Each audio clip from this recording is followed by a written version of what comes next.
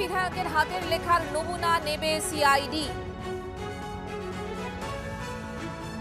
এবং বিধায়কের হাতের লেখার নমুনা নিতে পারবে সিআইডি। নির্দেশ এমনটাই দিয়েছে ব্যাংকশাল আদালত। অর্থাৎ সই বিতর্কে আরো চাপ বাড়ল অভিষেক বন্দ্যোপাধ্যায়। এই মুহূর্তে আমাদের সঙ্গে টেলিফোনে রয়েছেন আমাদের প্রতিনিধি সুপ্রিয়। কি নির্দেশ আদালতের?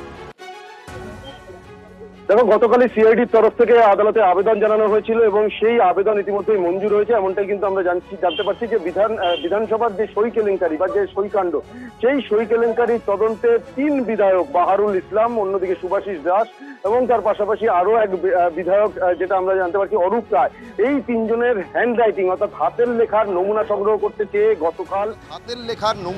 করতে চেয়ে গতকাল সিআইডির তরফ থেকে আদালতে আবেদন জানানো হয়েছিল। সেই আবেদন ইতিমধ্যেই মঞ্জুর হয়েছে এবং সেই আবেদন মঞ্জুর হওয়ার পরিপ্রেক্ষিতে যেটা আমরা জানতে পারছি যে আদালতের যে নির্দেশ রয়েছে যে আগামীকাল নগর দায়রা আদালতের যে 19 নম্বর কোর্ট রয়েছে সেখানে ম্যাজিস্ট্রেটের উপস্থিতিতে এমনকি হ্যান্ড রাইটিং এক্সপার্টদের সামনে এই 3 বিধায়ক তাদের হাতের লেখার নমুনা নেওয়া হবে।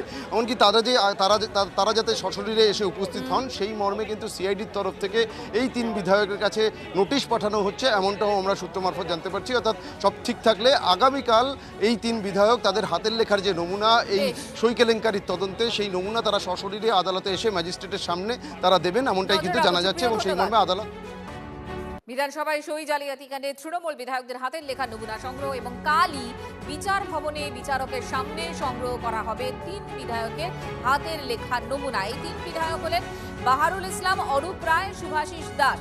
তাদের হাতের লেখার নমুনা নেবে সিআইডি।